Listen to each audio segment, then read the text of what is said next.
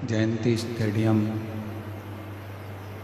भिलाई छत्तीसगढ़ की इस पवित्र भूमि पर की गई है। ऐसी मैं श्री दया सिंह जी को बहुत बहुत साधुवाद देता हूँ, बहुत बहुत बधाइयाँ देता हूँ। 24,000 श्लोक का ये अपार समुद्र है और इन 24,000 श्लोक के इस समुद्र में से आप जितना ले सकते हो उतना अपने जीवन में उतारने का प्रयास करें।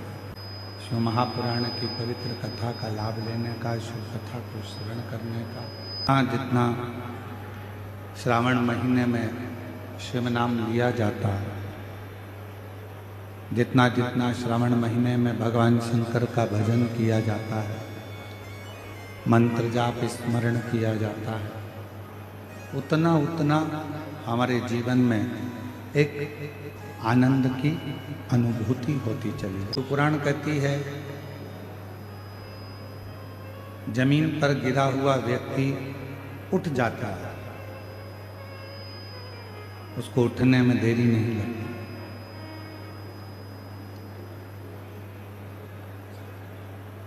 जो महापुराण कथा कहती है कि जमीन पर गिरा हुआ व्यक्ति उठ सकता है, उठ जाता है, पर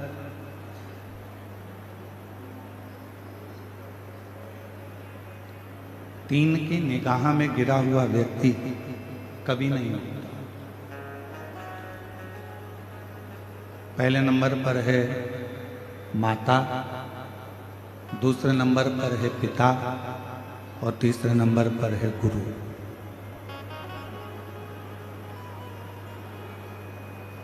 जमीन पर अगर गिरे हो तो उठ जाओ, पर माता पिता और गुरु की निगाह में यदि आप गिरे हो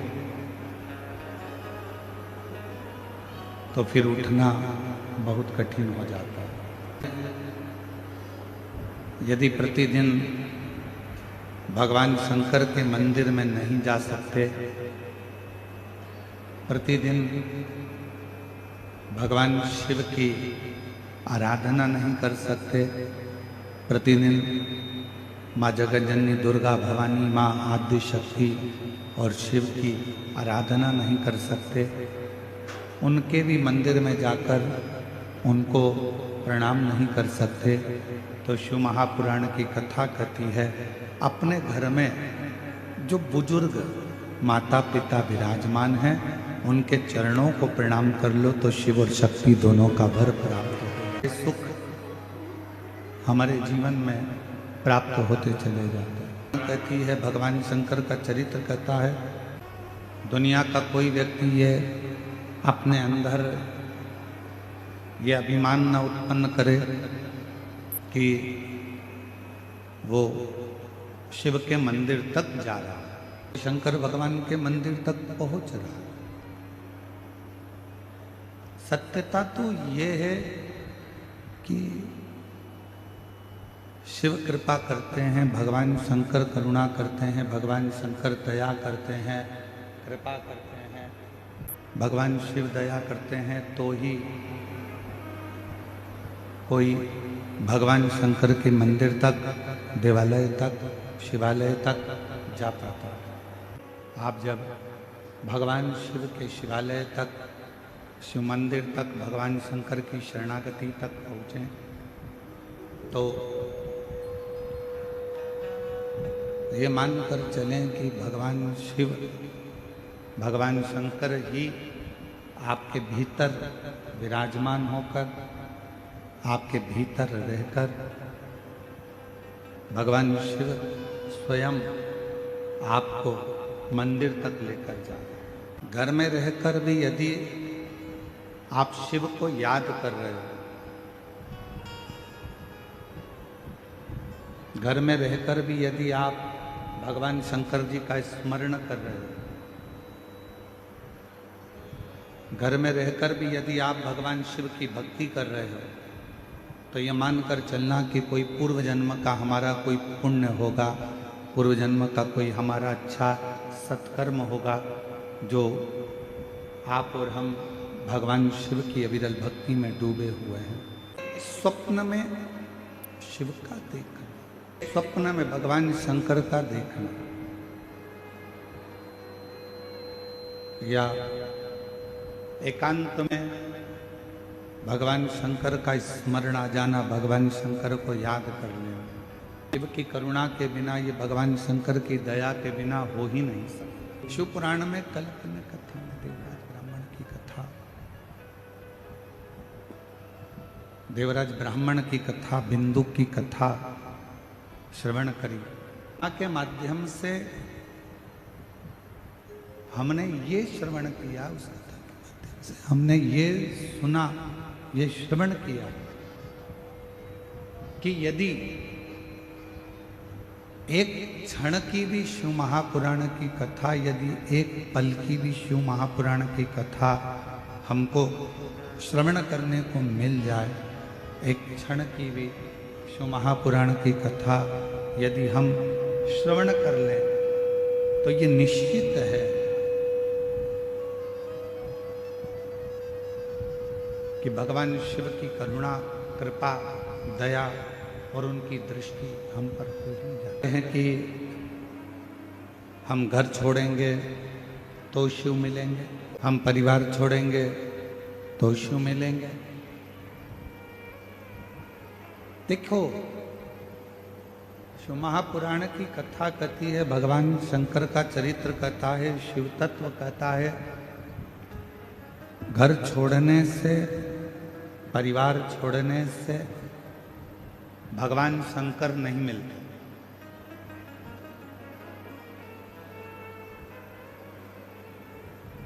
शिव महापुराण की कथा कहती है, घर छोड़कर बाबा मत बनो,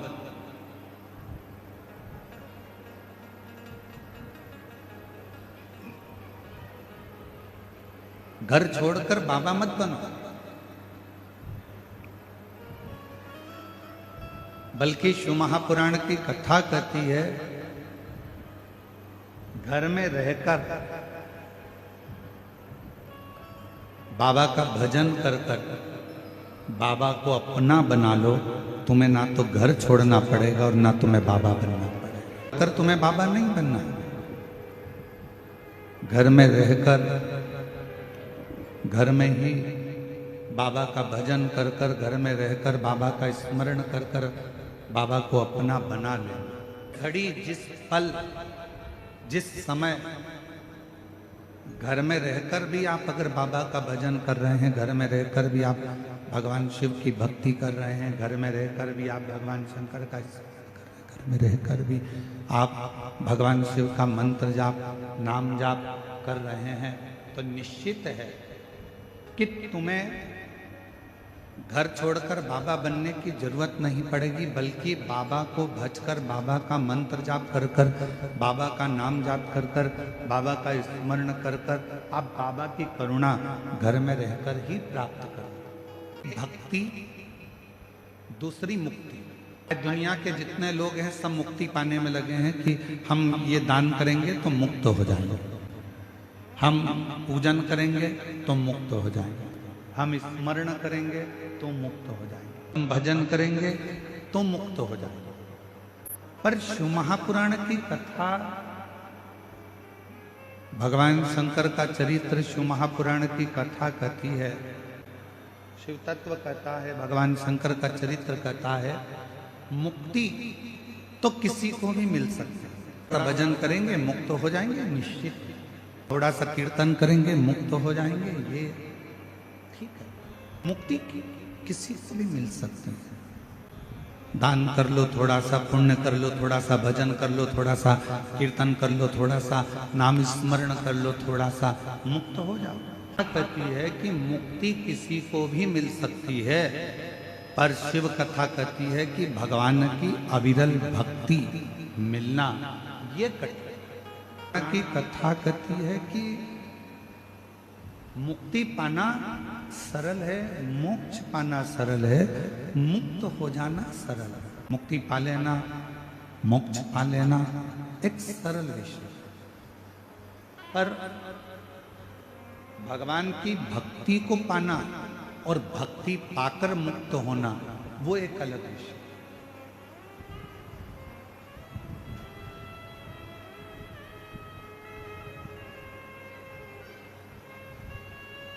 फिर एक निवेदन है, बड़ा ध्यान से सुनना इस कथा को। शिव जी के मंदिर में जाकर आप धन मांगोगे, भगवान धन दे देगा। शिव जी के मंदिर में जाकर आप दौलत मांगोगे, भगवान दौलत दे देगा। शिव जी के मंदिर में जाकर आप वैभव मांगोगे, शिव जी वैभव दे देंगे। शिव जी के मंदिर में जाकर आप कुर्सी मांगोगे, सत्ता मांगोगे, भोलेनाथ जी वो भी दे देंगे। पर शिव जी के मंदिर में जाकर आप यदि भक्ति मांगोगे तो भगवान शंकर को थोड़ा सोचना पड़ेगा।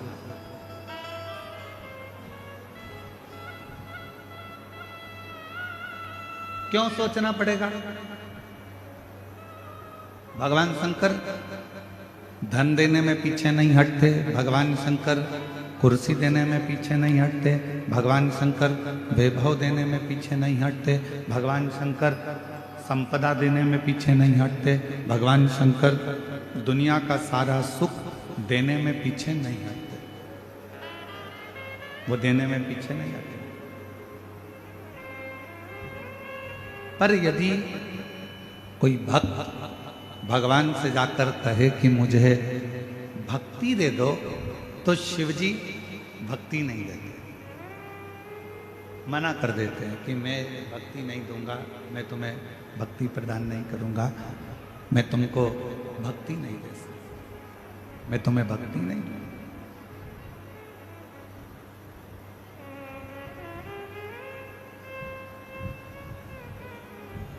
एक बार पार्वती जी ने भी शिव जी से पूछ लिया कि आप दुनिया के सारे लोगों को, दुनिया के सारे भक्तों को आप जायदाद दे देते हो, संपदा दे देते हो, दौलत दे देते हो, गाड़ी दे देते हो, बंगला दे देते हो, सब कुछ आप दुनिया के लोगों को दे देते हो, तो भक्ति क्यों नहीं देते? भगवान कहते हैं पार्वती, अगर मैंने इसको भक्ति दे दी और इसने अगर भक्ति को प्राप्त कर लिया तो फिर इसको कुछ मांगने की जरूरत ही नहीं पड़ेगी, मुझे खुद इसके दरवाजे पर जा जाकर इसको सब कुछ देना पड़ेगा, फिर ये मांगेगा कुछ यदि भक्ति मिल जाए। एक लाइन पहले लोग भजन में, स्मरण में एक लाइन गुनगुनाया करते थे, भजन में, कीर्तन में एक लाइन पहले के लोग गुनगुनाते थे कि भगत के वश में भगवान, भक्ति के सिवा तुम जो मांगो भगवान से, भगवान वो देने को तैयार। भक्ति, धन मांगो धन देगा, वैभव मांगो वैभव देगा, संपदा मांगो संपदा देगा, गाड़ी मांगो गाड़ी देगा, बंगला मांगो बंगला देगा, पर मेरा शंकर भगवान भक्ति नहीं देगा। बहुत सोच समझ कर देते। पर आज के समय में हो क्या रहा है? शिव महापुराण ने क्या दिया? भगवान शंकर की कथा ने क्या प्रदान किया? शिव जी की कथा ने क्या प्रदान किया? तो शिव महापुराण की कथा दो चीजें आपको तुरंत दे देती। पहले नंबर पर शिव महापुराण देती है आपको विश्वास, दूसरे नंबर पर शिव महापुराण देती है आपको भक्ति।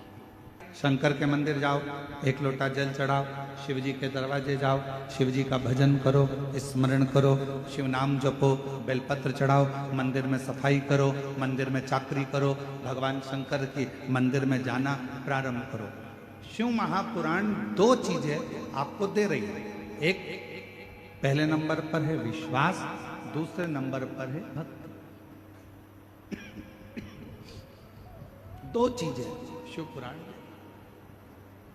एक विश्वास दे रही है और दूसरी भक्ति। शायद इसीलिए शिव महापुराण की कथा सुनने वालों के, शंकर जी के मंदिर जाने वालों के सभी कार्य देवाधिदेव महादेव अपने आप पूरे कर रहे हैं। शिव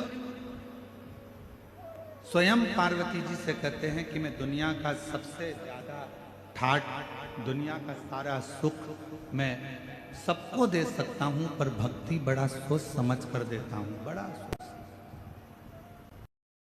भक्ति बहुत सोच। कितने लोग हैं जिन्होंने शंकर भगवान के सोमवार का व्रत श्रावण के महीने में नहीं कर पाए? हाथ उठाओ जरा, जो नहीं कर पाए।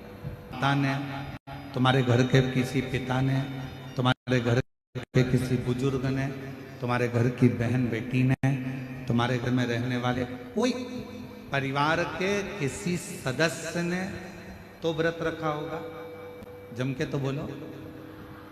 अगर आपने नहीं रखा, मान लो अब से नहीं रहा गया, किसी को शुगर है, किसी को बीपी है, किसी को थायराइड है, कोई भूखा नहीं रह सकता, किसी को कोई तकलीफ है, किसी को कोई तकलीफ है, तो नहीं रह सकता। घर में रहने वाला कोई भी सदस्य सोमवार का व्रत रखा हो, सोमवार का व्रत रखा हो, श्रावण महीने का व्रत रखा हो, तो शिव महापुराण में वर्णन आता है, वायव्य संहिता के अंतर्गत बड़ी सुंदर बात आती है। सोमवार के दिन, शिवरात्रि के दिन, सोमवार की अष्टमी के दिन, प्रदोष के दिन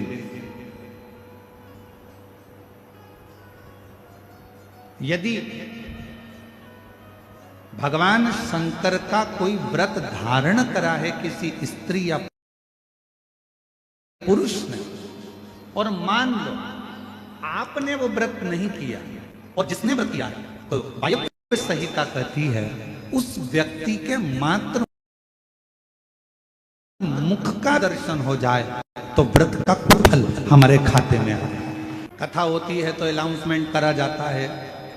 अब ये शिव महापुराण का तो अनाउंसमेंट नहीं किया जाता है, क्योंकि पहले से इतना आप लोग जाते हो तो फिर अनाउंसमेंट करके और कहाँ लेकर जाओगे। तो शिव पुराण का तो अनाउंसमेंट नहीं करते, पर जगह जगह जब कथा होती है तो अनाउंसमेंट होता है, हमारे इस क्षेत्र में इतनी तारीख से इतनी तारीख तक श्रीमद् भागवत कथा होगी, इतनी तारीख तक राम कथा होगी, इतनी तारीख तक शिव महापुराण की कथा होगी, इतनी तारीख तक गीता जी का पाठ होगा, इतनी तारीख तक हमारे यहाँ ज्ञानेश्वरी का पाठ होगा, इतनी तारीख तक हमारे यहाँ पर ये विष्णु पुराण, नर्मदा पुराण, भविष्य पुराण, कूर्म पुराण, नारद पुराण की कथा होगी, इतनी तारीख से हमारे यहाँ देवी भागवत होगी। इसका अनाउंसमेंट होता है, अनाउंस किया जाता है। क्यों करते हैं? जितना ज्यादा से ज्यादा अनाउंस इसलिए किया जाता है कि जितना ज्यादा से ज्यादा लोग कथा को श्रवण करने के लिए आएंगे, तो जो यजमान परिवार होता है, जो भागवत जी करा रहा होता है, राम कथा करा रहा होता है, अन्य पुराणे करा रहा होता है, तो जितने कथा को श्रवण करने के लिए आएंगे उतने वो भक्त जब भगवान के मंत्र जाप को करेंगे, भगवान के स्मरण को करेंगे, नाम जाप को करेंगे, नाम कीर्तन को करेंगे, मंत्र जाप को करेंगे, तो उनके जप करने से, उनके कीर्तन करने से, उनके नाम जाप करने से जो मंत्र का फल मिलेगा उसका एक अंश जमान के खाते में भी चला जाएगा। अब दया सिंह जी,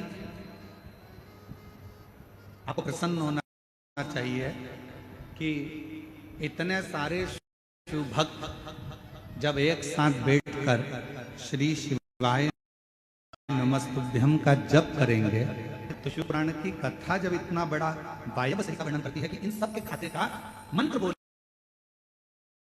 वाले मंत्र में से एक अंश यजमान के खाते में चला जाता है, तो उसका पुण्य प्रबल होता है।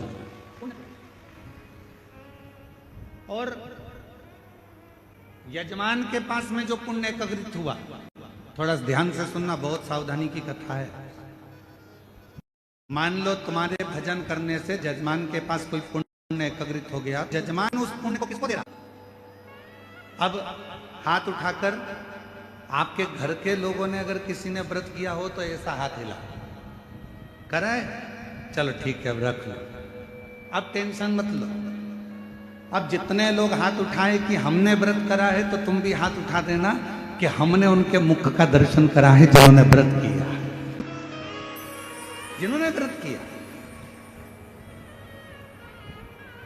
शिव महापुराण की वायव्य संहिता कहती है शिवरात्रि का व्रत, सोमवार का व्रत, सोमवार की अष्टमी का व्रत, प्रदोष का व्रत, के जितने शिव जी के व्रत होते हैं, इन व्रत को करने वाले का यदि केवल मुख का दर्शन करा जाए, केवल चेहरे का भी दर्शन करा जाए तो उसका फल है। शिव महापुराण की विद्येश्वर संहिता में लिखा है कि श्री शिवाय, जम जम के बोलो जरा, श्री शिवाय नमस्ते। शिव महापुराण की विद्येश्वर संहिता में लिखा है कि श्री शिवाय नमस्तुभ्यम बोलने वाले के मात्र मुख का दर्शन कर लीजिए, सारे पाप समाप्त हो जाते हैं और अश्वमेध यज्ञ का पुण्य फल, सोम यज्ञ का पुण्य फल खाते में हमारे आ जाता है। इतनी बार श्री शिवाय नमस्तुभ्यम बोला, टीवी पर कथा सुनने वालों ने बोला, आस्था चैनल पर कथा श्रवण करने वालों ने बोला, फेसबुक यूट्यूब पर कथा श्रवण करने वालों ने बोला, अपने मुख से तुमने उच्चारण करा।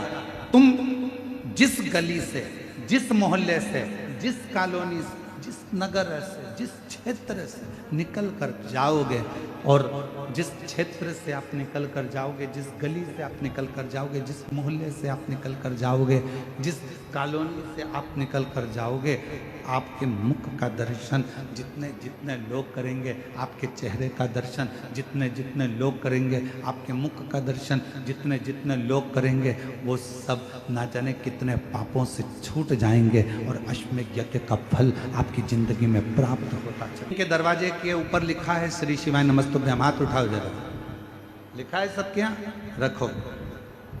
अब पहले की कथा का स्मरण करें जो हमने बोला था। श्री शिवाय नमस्तुभ्यम दरवाजे पर लिखा है, कोई आया तुम्हारे दरवाजे पर, बेल बजाई, उसने पढ़ा श्री शिवाय नमस्तुभ्यम, आपने दरवाजा खोला, उसने पढ़ लिया, उसने पढ़ा, आपने दरवाजा खोला, उसके मुख का दर्शन करोगे तो भी तुम्हारा कल्याण है, और तुम्हारे चेहरे का दर्शन वो करेगा तो उसका भी कल्याण, दोनों का कल्याण। भगवान शंकर का नाम इतना अनमोल है, जो जपता है उसका कल्याण, जो जपे वो मुक्त। कौन गए? हाथ उठाओ जो लोग प्रयागराज गए हो। प्रयागराज के दशमेश घाट पर एक भगवान शंकर का मंदिर है।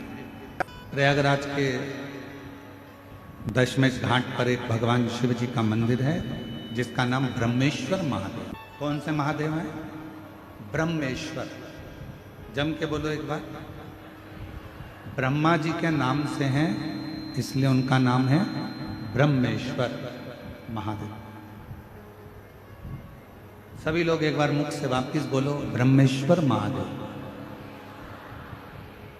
प्रयागराज के दशमेश घाट पर ब्रह्मेश्वर महादेव। शिव महापुराण का प्रसंग कहता है, मां और भगवान विष्णु जी ने एक बड़े से पर्वत का घुमाना, उस पर्वत को प्रारंभ करा।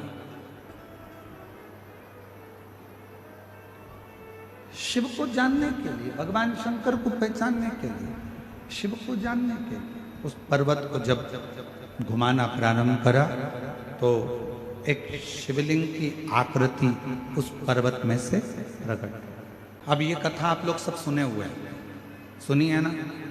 शिवलिंग की आकृति प्रकट हुई, भगवान ब्रह्मा और भगवान विष्णु में आपस में चर्चा हुई कि भगवान नारायण चरण देखने के लिए गए और भगवान ब्रह्मा जी उनका शीश देखने के लिए गए। भगवान नारायण को भगवान शिव जी के चरण नहीं मिले और भगवान ब्रह्मा जी बढ़ते चले गए, बढ़ते चले गए, बढ़ते चले गए। उनको जब शीश नहीं मिला तो केतकी का फूल लिया है, गौ माता को लिया है। आखिरी में भगवान नारायण के सामने आ गए। भगवान नारायण ने सत्य कह दिया, इसलिए भगवान विष्णु का नाम सत्य नारायण हो गया। और केतकी के फूल ने झूठ बोला तो उसको श्राप लगा, गौ माता ने झूठ बोला तो उनके मुख को श्राप लगा, और भगवान ब्रह्मा जी ने झूठ बोला तो उनका सिर कटा। ये कथा आप और हम सुन चुके, स्मरण कर चुके। ब्रह्मा जी का सिर कटा हुआ लुढ़कता गया, कर्मनाशा नदी उत्पन्न हो गई। और भगवान विष्णु के कहने पर भगवान शंकर जी ने भगवान ब्रह्मा जी के कटे हुए शीश को बड़का पेड़ बना दिया, तो शिव जी का नाम वहां पर बटकेश्वर महादेव। दोनों हाथ उठाकर एक बार प्रेम से बोलो, बटकेश्वर महादेव की हर हर महादेव। शिव जी का नाम वहां पर बटकेश्वर महादेव पड़ गया। ये पवित्र कथा आप और हम शिव महापुराण में श्रवण करते आए हैं। आज जो प्रसंग चल रहा है श्रावण की इस कथा का,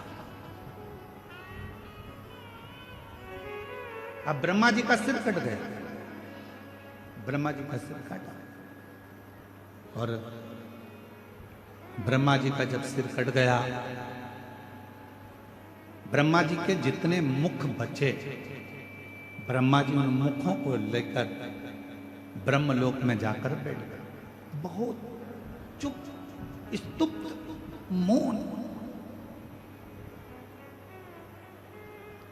ब्रह्माणी जी उनसे बात करती तो ब्रह्माणी जी से भी बात नहीं करती।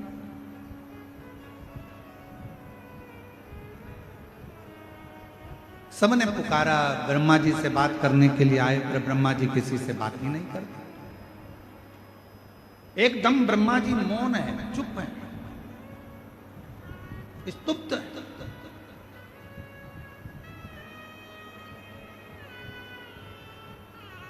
और फिर निवेदन है, ब्रह्मा जी ने एक झूठ बोल दिया था, इसलिए उनका शीश कटा, इसलिए शीश कटा था। यह मृत्यु लोक है। शिव महापुराण की कथा कहती है, इस मृत्यु लोक में, पृथ्वी पर कलिकाल में जो तुम बीज बोओगे वही तुम्हें काटना पड़ेगा। तुम किसी की निंदा करोगे तो कोई तुम्हारी भी निंदा करेगा। तुम किसी पर कीचड़ उछालोगे तो एक ना एक दिन तुम पर भी कीचड़ उछलेगा। तुम किसी का अपमान करोगे तो एक ना एक दिन तुम्हारा भी अपमान होगा। तुम किसी के लिए गाली दोगे तो वो गाली तुम्हारे पास भी आएगी। तुम किसी को अपशब्द कहोगे तो पलट कर वो अपशब्द तुम्हारे पास आएगा। तुम किसी को बद्दुआ दोगे, एक ना एक दिन वो बद्दुआ तुम्हारे पास भी आएगी।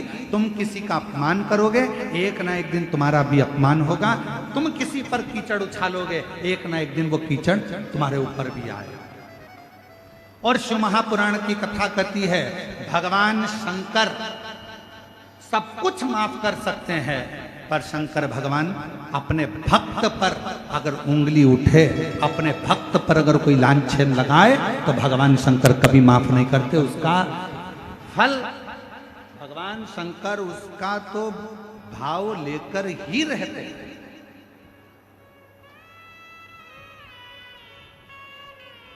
और फिर निवेदन करूं, छत्तीसगढ़ की इस पवित्र भिलाई की भूमि से, जयंती स्टेडियम से, शिव के भक्त को खुद जवाब नहीं देना चाहिए। आप शंकर जी के भक्त हो ना, कोई आपको गाली दे रहा है ना, कोई आपको अपशब्द कह रहा है ना, कोई आपको ताना दे रहा है ना, कोई आप पर इल्जाम लगा रहा है ना, कोई आपको अपशब्द दे रहा है, बहुत ताने दे रहा है, बहुत बद्दुआ दे रहा है, बहुत गाली दे रहा है, आप उसका जवाब मत दीजिए, क्योंकि शिव के भक्त कभी जवाब नहीं देते, शंकर के भक्त जवाब नहीं देते। पर शंकर के भक्त, जो शिव का भक्त है, उसका जवाब स्वयं देव अधिदेव महादेव शंकर एक न एक दिन देता जरूर।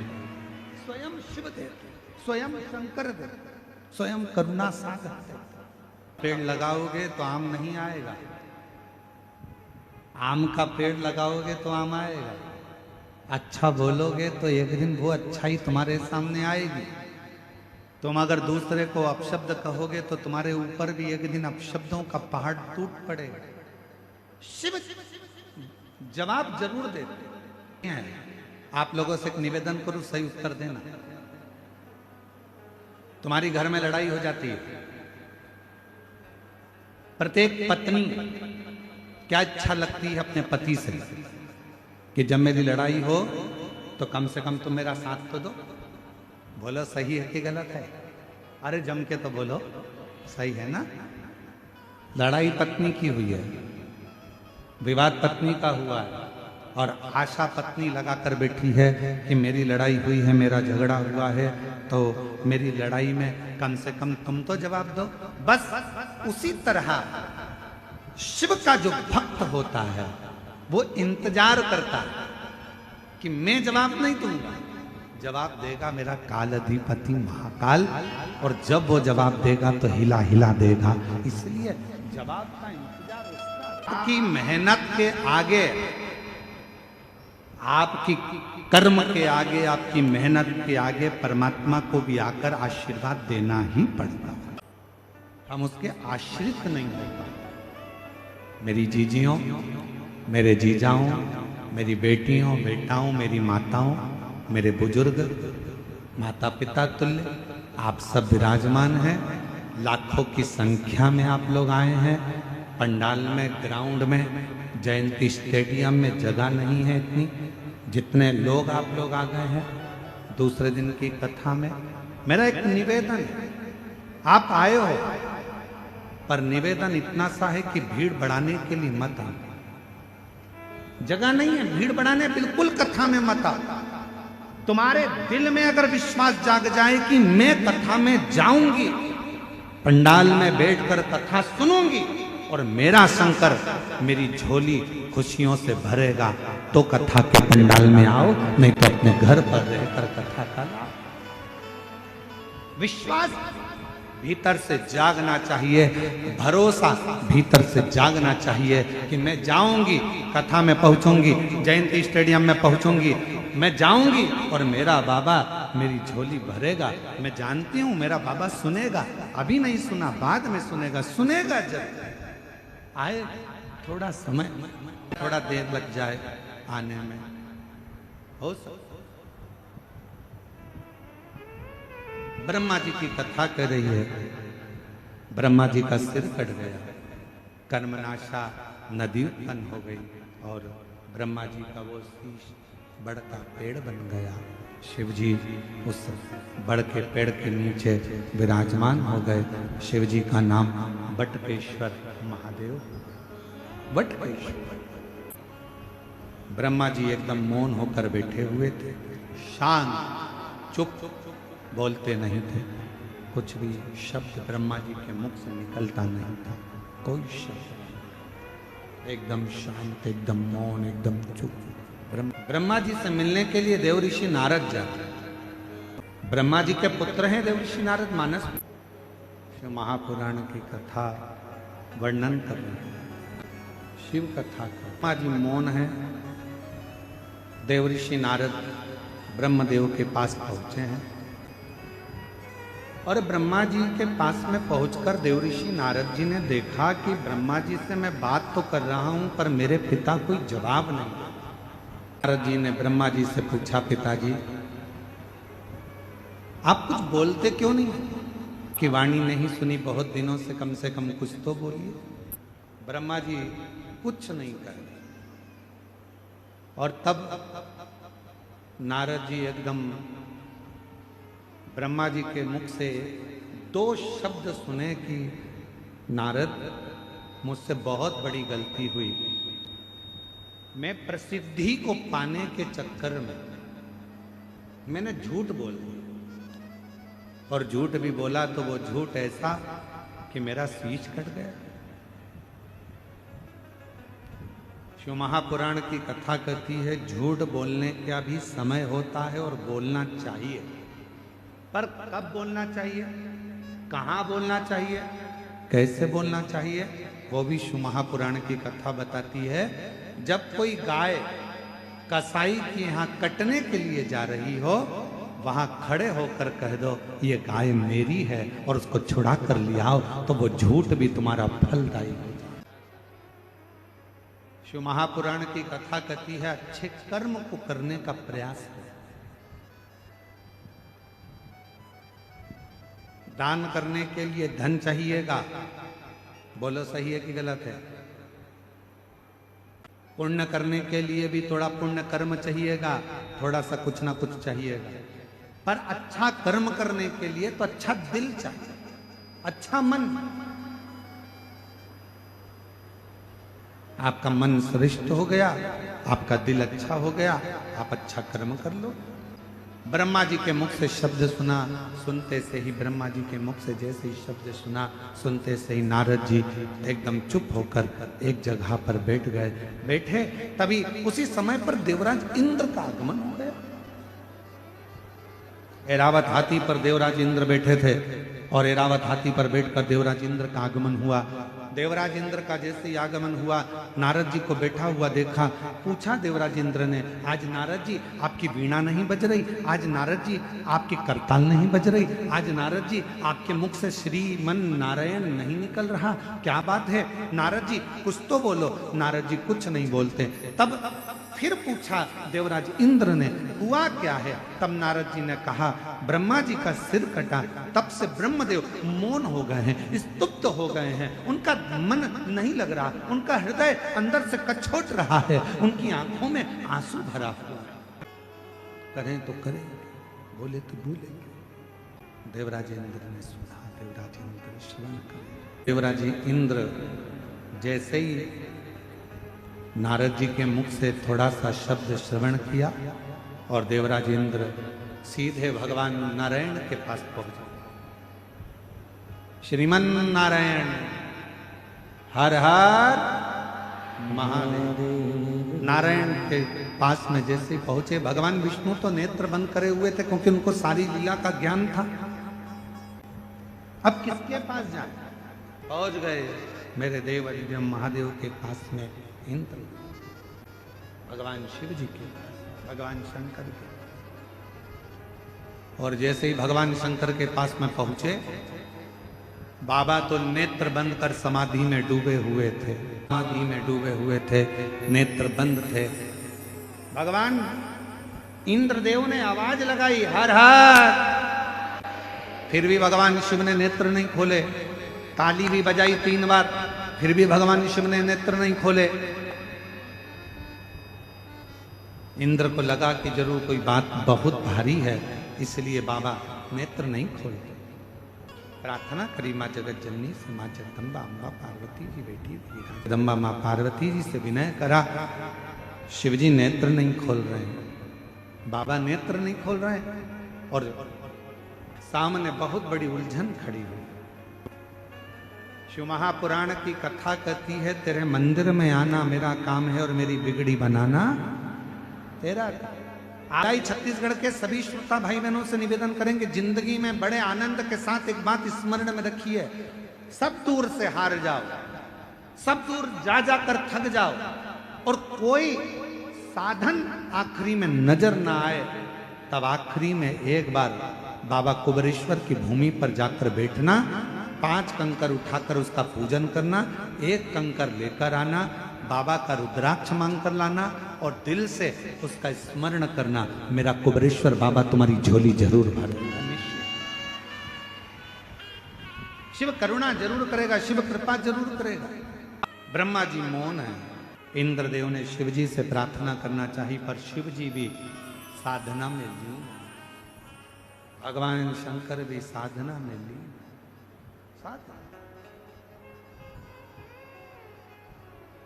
कोई जवाब नहीं मिला। वापिस इंद्रदेव ने आवाज लगाई, हर हर। फिर भी शिव जी के नेत्र नहीं खुले। पहले भी कहा, आज फिर कहते हैं, तुम्हारे मन की अगर कोई कामना हो ना, नंदी के कान में जाकर धीरे से पहले भगवान शिव का नाम उच्चारण करो। ओम नमः शिवाय बोलो तो ओम नमः शिवाय, नमः शिवाय बोलो तो नमः शिवाय, तो श्री शिवाय नमस्तुभ्यम बोलो तो श्री शिवाय नमस्तुभ्यम। नंदी के कान में कैसे कहना चाहिए आप लोगों को मालूम है? नंदी के कानों में कहने के लिए दुर्वा का भाग रखा जाता है अपने हाथ में, और दुर्वा के भाग को अपनी हथेली में हाथ में रखकर फिर नंदी के कानों के पास में जाकर धीरे से कहा जाता है, श्री शिवाय नमस्तुभ्यम, नमस्तुभ्यम, श्री शिवाय नमस्तुभ्यम, श्री शिवाय नमस्तुभ्यम। नंदी से अपने मन की कामना, बाबा हे नंदीश्वर, आपके हृदय में, आपकी दृष्टि में शिव समाये हैं। बाबा बहुत दुखी हूं, बहुत तकलीफ में, बहुत बड़ी कष्ट में। बाबा मेरे कष्ट को शिवजी तक पहुंचाओ ना, मेरे दुख को मिटाओ ना। बाबा अपनी दुख, अपना कष्ट नंदी के कान में कहकर, दुर्वा को नंदी के सामने देकर वहां से चल दीजिए। मेरा देव अधिदेव महादेव 3 महीने के अंदर आपकी वो अर्जी स्वीकार जरूर। एक दुर्वा का भाग और नंदी के कानों में कहा गया शब्द जीवन का एक आनंद दे। दुर्वा का भाग, और यदि दुर्वा नहीं भी होती है, अगर दुर्वा नहीं है तो नंदी के जो गले में, शिव मंदिर में नंदी होता है, नंदी के गले में जो घंटी पड़ी होती है, घंटी देखिए नंदी के गले में, और अलग से तो कोई घंटी डालता नहीं है, पत्थर की ही घंटी बनी होती है, पाषाण की ही घंटी बनी होती है। उस घंटी जो डली हुई है, जो गला है नंदी का, उसका स्पर्श करते हुए नंदी के कान में अपनी बातों को कह देना। जब हम अपनी मन की कामना भगवान नंदीश्वर को कहते हैं, दिल से प्रार्थना करते हैं, वो सुनता है हृदय की तरह। नंदी, इंद्रदेव ने नंदी को प्रणाम किया, नंदीश्वर से पूछा कि वो ब्रह्मा जी जिनको बड़ी अंदर से गिलानी, ब्रह्मा जी के हृदय में बड़ी बड़ी गिलानी है, उनके आंखों में आंसू है, उनका दुख है, हृदय रो रहा है, नयन से जल बह रहा है। ब्रह्मा जी क्या करें कि अंदर का दुख समाप्त हो जाए? नंदी ने कहा ब्रह्मदेव से कहिए कि त्रिवेणी का जो संगम है शिवजी को प्रिय है, गंगा यमुना सरस्वती का संगम प्रयागराज, उस तीर्थ में जाएं और ब्रह्म तीर्थ के रूप में उसको निर्मित कर कर उस पर यज्ञ किया प्रारंभ। शिव जी को राजी करने के लिए ब्रह्मा जी ने यज्ञ की रचना करना प्रारंभ करा। गंगा यमुना सरस्वती के तट पर, मां गंगा यमुना सरस्वती के तट पर पहुंच गए, यज्ञ की रचना हुई, यज्ञ प्रारंभ होने की तैयारी हुई। विचार करा गया कि किसका यज्ञ करें, किसको प्रसन्न करें, किससे विनती करें, यज्ञ किसका हो। तब ब्रह्मा जी ने देवताओं से पूछा, देवता कुछ बोले नहीं। भगवान नारायण से पूछा, नारायण कुछ नहीं बोले। तो ब्रह्मा जी के मन में भाव आया, मैं अपने पुत्र देवऋषि नारद से पूछता हूँ यज्ञ किसका करा जाए। देवऋषि नारद ने अपने मन में भाव रखा तो अपने भांजे पर्वत मुनि से पूछा। पर्वत मुनि ने जाकर सीधे तुमरुका जी से पूछा कि ब्रह्मा जी यज्ञ करना चाहते हैं, कौन सा यज्ञ करें। पर्वत मुनि के बात सुनकर तुमरुका जी ने अपने मुख से कह दिया कि ब्रह्मा जी से कहो कि रुद्र को प्रसन्न करने के लिए, शिव को प्रसन्न करने के लिए कोई युद्ध, रुद्र यज्ञ का एक आनंदमय रूप धारण किया। पृथ्वी पर दुनिया का पहला यज्ञ था जो भगवान ब्रह्मा जी ने भगवान शिव को प्रसन्न करने के लिए किया। दुनिया का प्रथम यज्ञ, और कहां हुआ था तो कहा प्रयागराज की पवित्र धरा पे हुआ, त्रिवेणी के संगम पर हुआ। ब्रह्मा जी यज्ञ करने को तो तैयार हो गए, पर रुद्र को प्रसन्न करने के लिए शंकर का होना जरूरी है। शिव जी तो समाधि में लीन है, शंकर का प्रतिबिंब कुछ रखा जाएगा। ब्रह्मा जी चले गए कैलाश, कैलाश पर जाकर देखा तो भगवान शिव तो समाधि में लीन थे। शंकर भगवान का प्रतिबिंब किसको लेकर जाऊं? तब मां पार्वती जी जिस शिवलिंग की पूजन करती थी, माता पार्वती जी जिस शिवलिंग की आराधना करती थी, शंकर का प्रतिबिंब मानकर मां जगत जननी जगदम्बा अम्बा पार्वती जिस शिवलिंग का पूजन करती थी, उसी शिवलिंग को ब्रह्मा जी जाकर विनय करने लगे, निवेदन करने लगे, मां बाबा तो समाधि में लीन है, आप हमको ये शिवलिंग दे दीजिए। पार्वती जी ने कहा ये तो वो शिवलिंग है जिसकी आराधना मैं करती हूँ, जिसकी साधना में करती हूँ, जिसकी पूजन में करती हूँ।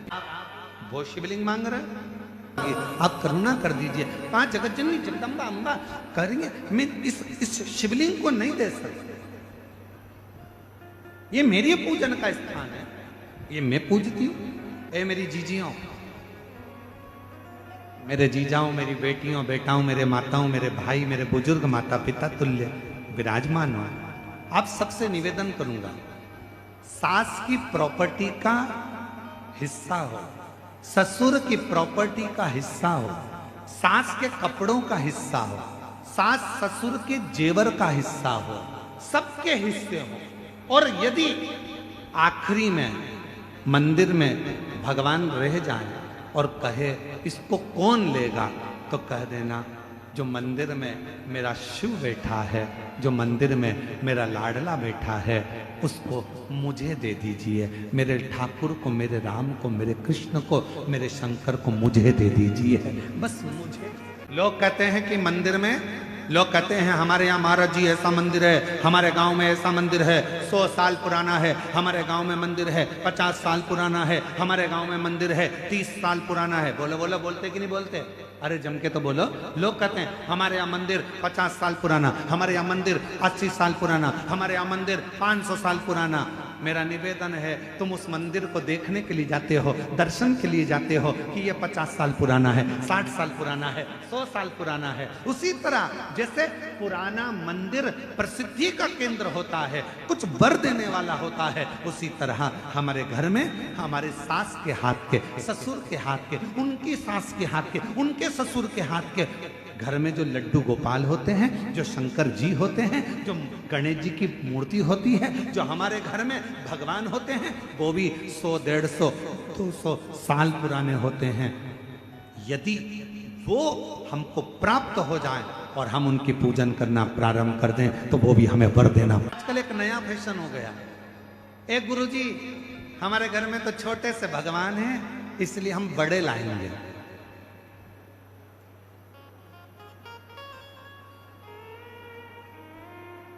अब घूमने गई मंदिर, कहीं तीर्थ में चली गई, वहां से घर में थे इतने से लड्डू गोपाल और ये बाजार से ले आई इतने बड़े लड्डू गोपाल। घर में थे इतने बड़े शंकर जी, बाजार जाकर ले आई इतने बड़े शंकर जी। घर में थी इतनी बड़ी कुल देवी, बाजार जाकर ले आई इतनी बड़ी कुल देवी।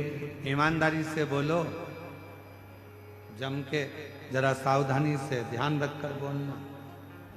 जरूरी नहीं कि बड़ी गोली ही असर करेगी, कभी कभी छोटी सी गोली भी पेट दुखने की पेट बंद कर देती है, और कभी कभी छोटी सी गोली जुलाब की हिला हिला देती है।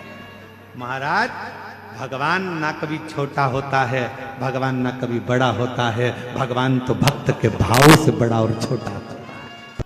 कड़प डाकू मुंह में पानी भरकर शंकर जी पर फेंक रहा है और शिव जी मुस्कुरा रहे हैं। कड़प डाकू पशु मार मांस लाकर भोग रख दिया, शिव मुस्कुरा रहे हैं। कड़प डाकू पांव से भगवान के पास रखे हुए पुष्प को हटा रहा है, शिव जी प्रसन्न हो रहे हैं।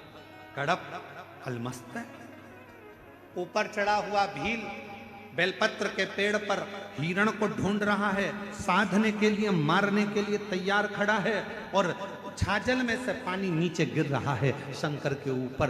पांव से छाजल हिल रही है और पानी नीचे गिर रहा है। लोग कहते हैं शिव पर पांव का पानी, लोग कहते हैं ऐसा पानी, लोग कहते वैसा पानी। मेरा शंकर मुस्कुरा रहा है। सुन लो भिलाई वालों, सुन लो ए छत्तीसगढ़ वालों, और सुन लो सारे संसार वालों, भगवान को रिझाने के लिए आडंबर नहीं, दिखावा नहीं, भगवान को रिझाने के लिए तो केवल तुम्हारा शुद्ध भाव, निर्मल मन, सो मोहि पावा और मोहि छल छिद्र कपट ना भावा। भगवान को केवल तुम्हारा शुद्ध भाव करो, और प्रेम से बड़ा कोई सुख नहीं है संसार में। ईमानदारी से बोलना, सुदामा जी क्या भगवान कृष्ण से कभी अपने पांव धुलवा सकते थे? ईमानदारी से बोलो, नहीं। क्या भगवान सुदामा जी के चरण धो सकते थे? नहीं। पर सुदामा जी और कृष्ण भगवान का इतना प्यार था, इतना प्रेम था कि प्रेम में भगवान भी अपने भक्त के चरण धो देता है। इतना भाव चाहिए, केवल निर्मल मन सो मोहि पावा, नहीं मुझे छल कपट छिद्र कुछ। दास बाबा जिन्होंने जनमानस को अपनी भाषा में, अवधी भाषा में, अपनी भाषा में, अवधी भाषा में रामचरितमानस संपूर्ण विश्व को दिया। ऐसे मेरे तुलसीदास बाबा के चरणों में, गोस्वामी तुलसीदास जी के चरणों को नमन करते हुए उनके जन्म महोत्सव की संपूर्ण विश्ववासियों को बहुत बहुत साधुवाद। शिवो वर्धनी त्रिकालदर्शी कैलाशी विनाशी भगवान शंकर की पवित्र कथा कर ब्रह्मा जी ने मां पार्वती जी से विनय करा कि ये शिवलिंग हमें दे।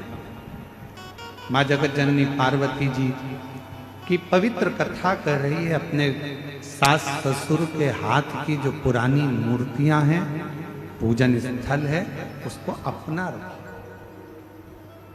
अपनाओ।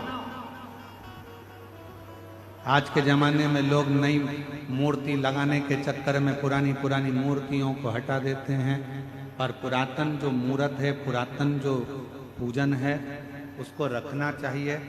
पुरानी मूर्तियों को, पुराने स्वरूप को कभी इधर उधर नहीं करना चाहिए, उसको संभाल कर। वो जीवन का एक आनंद देने वाला है। यहां तक शिव महापुराण की कथा कहती है, कोई 10-12 बार, 15 बार, 20 बार भी अगर कोई शिव महापुराण की कथा को श्रवण कर लेता है तो वो भी सिद्ध हो जाता है, सुन लेता है तो वो भी सिद्ध हो जाता है। शिव मंदिर जाने वाला, भगवान को एक लोटा जल चढ़ाने वाला अपने आप सिद्धता प्राप्त कर लेता है। अन्य अम्बा पार्वती जी से कहा, हमें शिवलिंग दे दो, जो प्राचीन है उसको प्राचीन रहने दो, पुराना है उसको पुराना रहने दो। हमारे यहाँ कुबेरेश्वर बाबा के धाम पर जो बड़ा शिवलिंग का निर्माण आप देखते हो, फिर आगे एक पत्थर का मंदिर बन रहा है पाषाण का। जो बड़ा शिवलिंग है, उस शिवलिंग के नीचे उसको जो छोटा सा छतरी थी, उसके अंदर जो पुराना प्राचीन जो शिवलिंग था वो आज भी विराजमान है। उसको ना तो हटाया गया, ना उसको इधर उधर करा गया, वो वहीं की वहीं जहां था वैसा, बस उसके ऊपर बड़ा शिवलिंग बना दिया गया और अंदर प्रवेश बंद कर दिया गया, क्योंकि छोटा है, अंदर जाना छोटी सी छतरी में कहां उसका। उसी को बाहर के रूप में, तो जो प्राचीन है उसको प्राचीन रहने दो, जो पुराना है उसको पुराना रहने दो, उसको बने। घर में अगर आपके मंदिर है, सास ससुर के हाथ की कोई मूर्तियां हैं, उनको रहने दो। ब्रह्मा जी ने हाथ जोड़कर मां पार्वती जी से निवेदन करा, ये शिवलिंग हमको दे दो। मां जगत जननी से बारंबार विनय करा तो मां जगत जननी ने अपना शिवलिंग ब्रह्मा जी को दिया। ब्रह्मा जी शिवलिंग लेकर पहुंचे प्रयागराज की पवित्र धरा पर। यज्ञ के शुरू में ब्रह्मा जी का स्नान होना था और ब्रह्मा जी उस स्नान के लिए जाने लगे, तो शिवलिंग किसको दें? भगवान नारायण को दे दिए। भगवान नारायण को शिवलिंग दिया। इतनी देर में ब्रह्मा जी स्नान करने गए और भगवान नारायण ने उस शिवलिंग को पृथ्वी पर स्थापित कर रख दिया। जैसे ही भगवान नारायण ने शिवलिंग को रखा, ब्रह्मा जी उस शिवलिंग को मांगने लगे भगवान नारायण से, मैंने आपको शिवलिंग दिया था, वो कहाँ है? कहा वो तो ब्रह्मा भगवान विष्णु जी बोले कि मैंने तो रख दिया। इसको तो मैं यज्ञ में लेकर जाने वाला था, वहां स्थापना करने वाला था। ब्रह्मा जी भगवान शंकर के शिवलिंग को गले लगाकर उसको उठाने लगे। आंख से आंसू बहने लगे। नाथ, पहले भी गलती हो गई, मेरा शीश कट गया, अब गलती नहीं करूंगा प्रभु, आप मेरे साथ चलिए ना। भगवान का वो शंकर का प्रतिबिंब शिवलिंग ब्रह्मा जी के आंख के आंसू टपकता रहा और वो शिवलिंग भगवान का अभिषेक होता रहा। तभी मेरे देव अधिदेव महादेव उस शिवलिंग की साक्षी में प्रकट हो गए। ब्रह्मा, हे ब्रह्मा, हे ब्रह्मदेव, तुम इस शिवलिंग को उठाना चाहते हो पर यह अब उठेगा नहीं। ब्रह्मदेव, पूरी दुनिया में केवल एक ये शिवलिंग ऐसा है जो मेरी जगत जननी पार्वती जी जिसकी आराधना करती थी, वो शिवलिंग पार्वती के हाथ का तुम्हारे हाथ में आया। तुम्हारे हाथ से वो भगवान विष्णु जी के हाथ में आया। भगवान नारायण ने उसको यहां रखा और तुम्हारे अश्रु गिरने से ये सिद्ध हो गया, प्रतिष्ठित हो गया, सिद्ध हो गया, प्रतिष्ठित हो गया। हे ब्रह्मदेव, संपूर्ण जगत में कल्याण करने के लिए मैं शिव तुम्हारे द्वारा प्रतिष्ठित शिवलिंग में सदा विराजमान रहूंगा और इस शिवलिंग को तुमने प्रतिष्ठित करा, इसलिए तुम्हारे नाम से ये शिवलिंग जगत में पूजाएगा। इसका नाम ब्रह्मेश्वर महादेव होगा, जो संपूर्ण जगत का कल्याण। प्रयागराज में जाएं, त्रिवेणी के संगम पर जब दशमेश घाट पर पहुंचे तो दशमेश घाट पर ब्रह्मेश्वर महादेव का दर्शन करें। वो ब्रह्मेश्वर महादेव जो माता पार्वती जी की निज सेवा का स्वरूप, वो ब्रह्मेश्वर महादेव जिनको स्वयं नारायण ने रखा है, वो ब्रह्मेश्वर महादेव जिनको स्वयं ब्रह्मा जी ने अपने अश्रु से उनको प्रतिष्ठित कर दिया। ब्रह्मेश्वर पुराण की कथा कहती है, लिंग पुराण की कथा कहती है, कुर्म पुराण की कथा कहती है।